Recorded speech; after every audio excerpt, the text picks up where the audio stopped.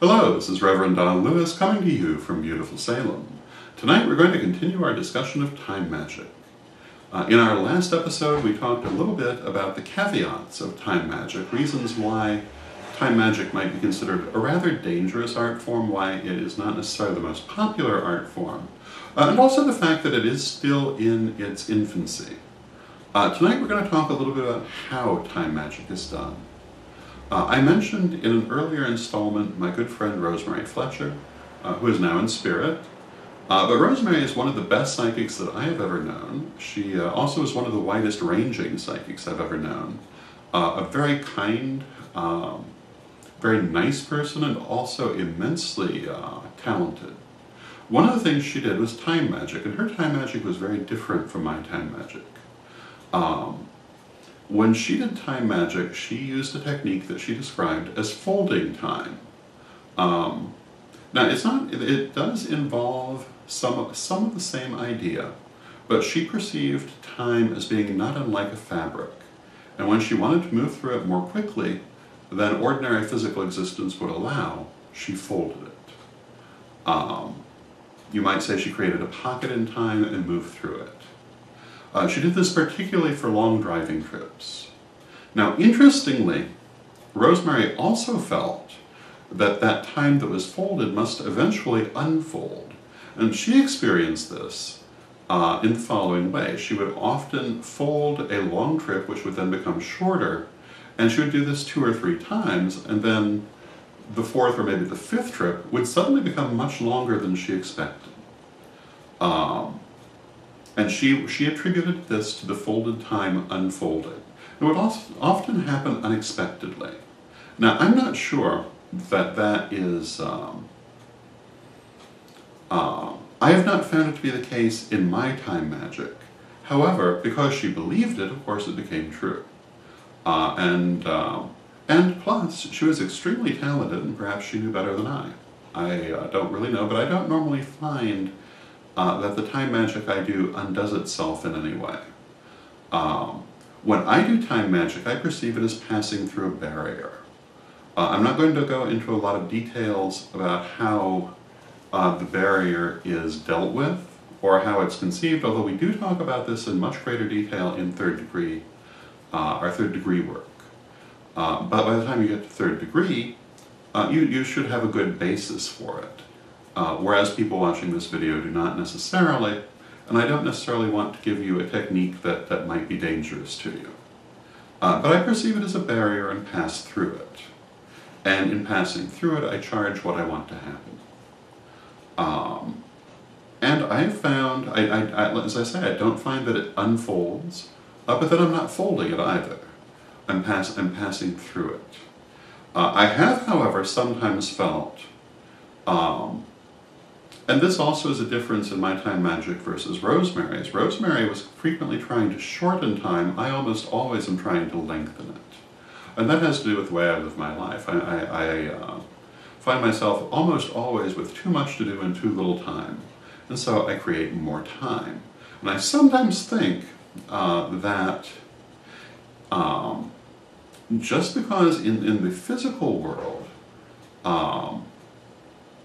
that time doesn't always chronologically show, doesn't mean that it's not accruing. And so sometimes I feel like I'm significantly older than I am because I have lived parts of my life at double speed. And that is a possible side effect of time magic. But as I say, time magic is in its infancy.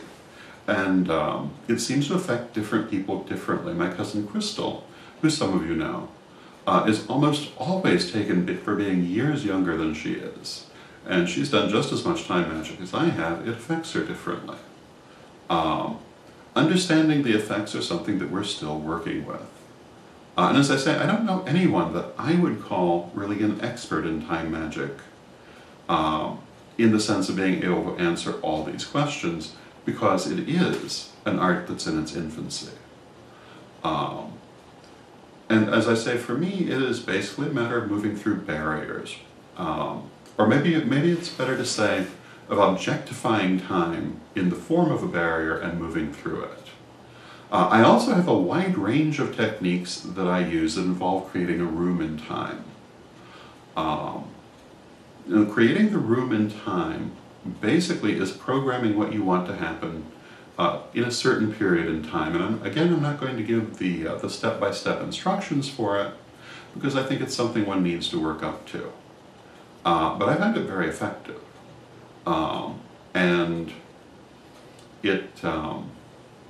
it also is something that you have to have built the muscles for. One of the things we talk about in our degree materials is the fact that psychic and magical work is very much like a muscle. It's like a physical muscle. The more you do of it, the stronger it gets. The more you do, the more you can do. And it really does react very much like building a muscle. And the same is true for time magic. If you haven't built the muscle, you won't be able to do it, or it will really hurt. If you have built the muscle, it becomes much easier.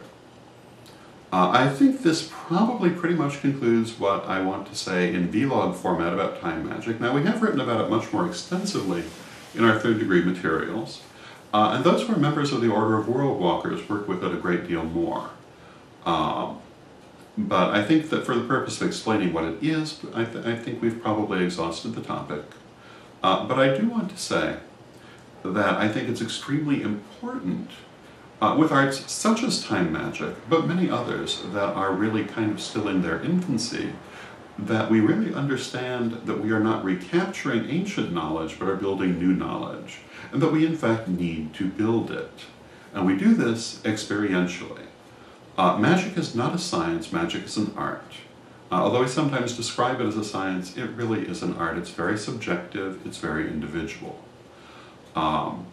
And only through individual experience and sharing that experience among ourselves are we really going to learn more about it.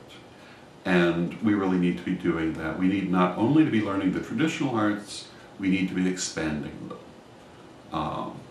We are not playing dress up in other people's clothes. We are building our own world. And one of the things that I find most exciting about being the head of a tradition is the fact that some of our priesthood are in fact on the frontiers of the metaphysical arts and are in fact expanding them. And I really would like to see more of that. Time magic is certainly an area that needs expansion.